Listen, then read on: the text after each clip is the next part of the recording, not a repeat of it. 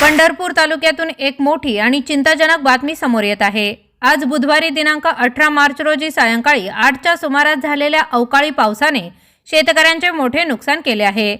अचानक आलेल्या या पावसामुळे अनेक ठिकाणी उभी पिके जमीनदोस्त झाली आहेत। विशेष म्हणजे ही पिके वर्षभराच्या अन्नाची सोय करणारी असल्याने ग्रामीण भागात भीतीचे वातावरण निर्माण झाले आहे। शेतकऱ्यांच्या हातातोंडाशी आलेला घास या पावसाने हिरावून घेतल्याची भावना व्यक्त केली जात आहे। दरम्यान हवामान खात्याकडून पुढील 48 तासात राज्यातील 24 जिल्ह्यांसाठी महत्त्वाचा असल्याचा इशारा देण्यात आला आहे। त्यामुळे शेतकऱ्यांची चिंता आणखीन वाढली आहे। या पार्श्वभूमीवर शेतकऱ्यांनी शासनाकडे तत्काळ पंचनामे करून आर्थिक मदत देण्याची मागणी केली आहे। आता प्रशासन किती लवकर हालचाली करते आणि शेतकऱ्यांना दिलासा मिळतो का हे पाहणे महत्त्वाचे ठरणार आहे।